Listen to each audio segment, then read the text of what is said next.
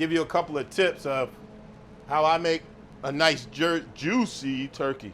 One of the things with turkey for me is dryness. I don't like dry turkey. You know, I hate going to a older person's house. They slaved over a hot stove, and then you eat that turkey and you can't get it down, and you try to pour more gravy and cranberry sauce on it just to wash it down with some sweet tea.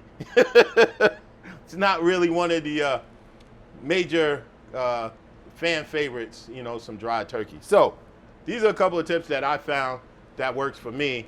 I actually won an award at the American Royal. I think I came in like 12th or something out of like 500 teams at the American Royal.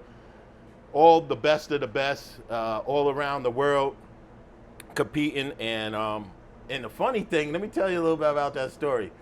Funny thing about that story, I just knew I was gonna lose because it was a turkey competition, right? It was turn-in turkey, right? So I made a regular turkey.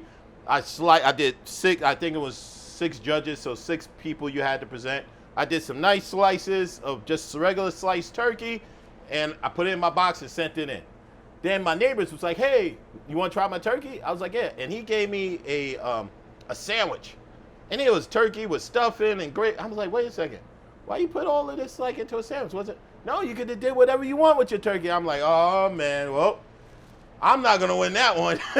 And sure enough, I got a call in turkey 2016 at the American Royal, and all I did was put sliced turkey. So my stuff had to be good if it compared to turkey pot pies and Monte Cristo sandwiches and all types of other stuff. So let me show you how I did that. One important thing about turkey and any thick pieces of meat is what I like to do is I like to brine, right?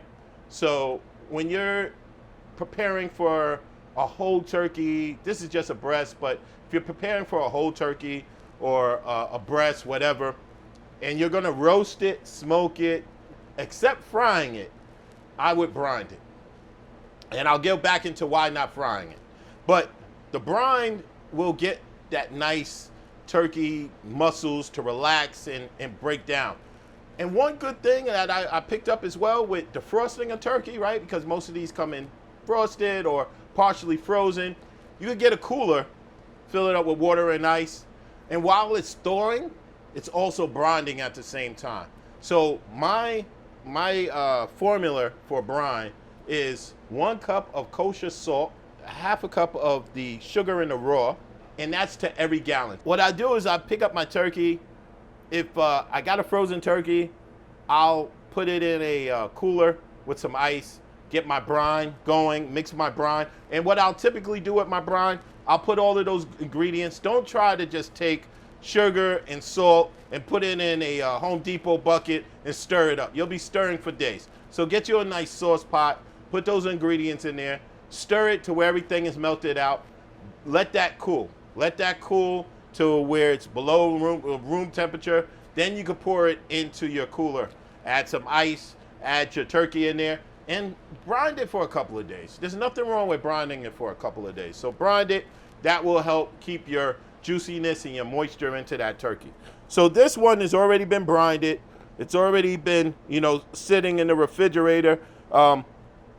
Going back to the fried part of the turkey. Reason why you don't want to brine or really have too much moisture into a fried bird is because when you drop it into that hot oil, it's going to explode. It's going to foam out on you. So the drier your turkey is, the better if you're frying it. So what I like to do with my fried birds, after I take it out the pack and get it nice and dry, I'll let it sit in the refrigerator unopened for 24 hours. Get that skin nice and tight, you know? So now the skin is nice and tight on this bird. I'm gonna smoke this turkey, but I kind of went through the same steps. I brined it, I put it in the refrigerator for 24 hours. Now I'm about to prepare for smoke. You can do olive oil.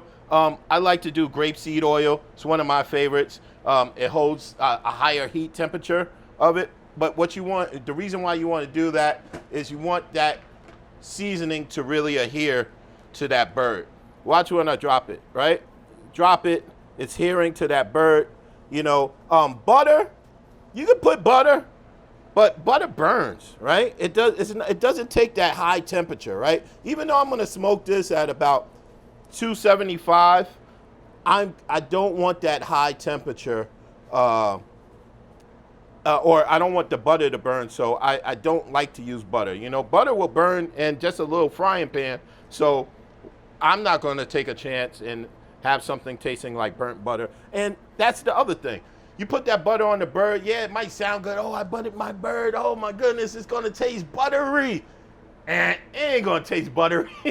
You're not going to taste that butter.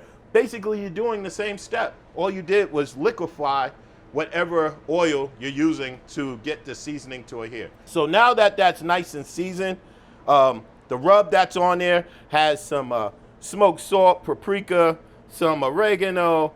It has black pepper, white pepper. One thing about flavors, get a flavor that you like. Don't always, use something that somebody else put together. You can always take your flavor and make it work for you and your household. You might like a little more heat. You might like it a little more salty. You might like it a little more vinegary. However you like it, just cook the way you like to do it. Make sure your household and your friends and family is comfortable with eating it the way you want to do it. Now that bird is nice and seasoned, we could put that in the smoker. I set my smoker at 275. I'm gonna smoke that uncovered for, I don't know, maybe about 2 to 3 hours. I'm gonna check on it, see what temperature it's at. Well, this is just a breast, so it's a lot easier when you're just smoking one part of the bird. If this was a whole bird, you have to watch 2 temperatures, right? So in the breast, I'm trying to go for about 162 and then let it rest to about 165. So I'll pull it when the breast is at 162 and then let it rest until it gets to 165, which is the finished internal temperature in the breast. For the legs or your dark meat, you want to get that to about 180. Same thing. I'll back off a couple of numbers. I'll do it to like about 175 and then let that rest to about 180. Now, what happens is you will have to find your grill, your smoker, and know it, right? If you're a pit master, you need to know these things. Don't just throw things in like an oven and it's going to cook evenly. There's always a hot spot on your smoker or your grill. And there's a cold spot or, a less hot spot, right? So if you're cooking a turkey, what I like to do, since the breast gets cooked quicker, put that to the slower spot. Put the eternal temp, like the dark meat, put that on your hot spot side, facing the hot spot side, so that will cook faster. You want to find those things and find those happy mediums, because what you're going to have is your turkey is going to be finished at your breast, and then your dark meat is still coming up to speed. So that's one thing that you want to do when you have a whole bird, is make sure you check the temps on that.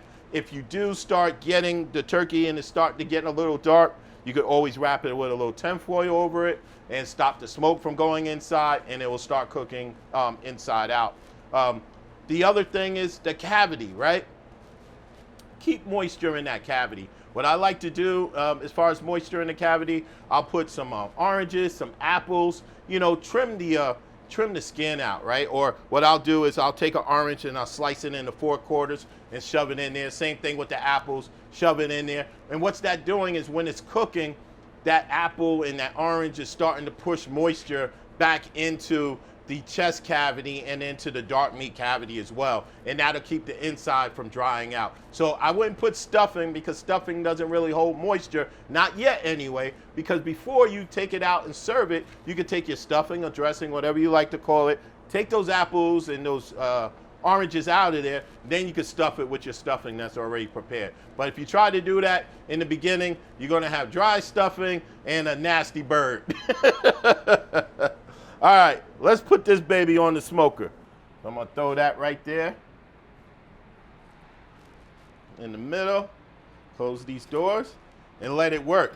And as far as smoke on poultry, what you wanna do is you don't wanna use a real powerful, pungent wood such as hickory or mesquite even, where you just fill up the whole smoker box with just a hard pungent wood such like that. Because all you're gonna get after that is you're gonna get a bitter bird, right? All it's gonna do is just taste bitter. I like to do things like pecan.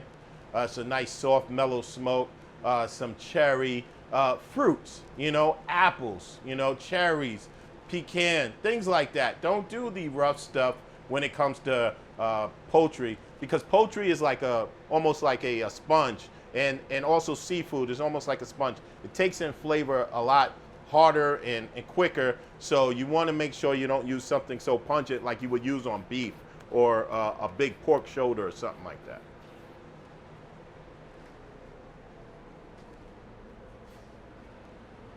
Check on this turkey. Been having it smoking now for about 4 hours. Has the eternal temperature of 263. Nice smoke, not too heavy in the smoke where it's bitter or over smoked, because you can actually over smoke something. But this has still got its nice turkey color. It's just nice beige. The smoke is actually in that turkey. Look at all these juices that's flowing out of here, how moist this nice turkey is right here. And you could go thin or thick, but look at how juicy this turkey is and how moist. Like, it just pulls apart. Even the skin, right? It's nice. It's good on the palate. It's not rubbery. This is a good turkey right here. Nice juicy turkey breast. All you need to do is kind of slice it. You want to make some sandwiches, you can make it nice and thin. If you just want to serve it up, this is kind of how I did it in my box. I just kind of fanned it out a little bit, something like that. You could drop a little seasoning on top. If you want a little sauce, drizzle a little sauce on top.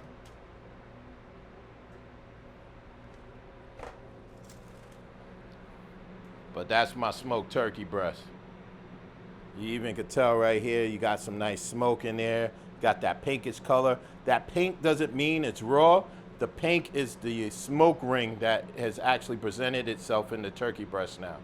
Grind it first, and you can always have that juicy bird that you want at the end.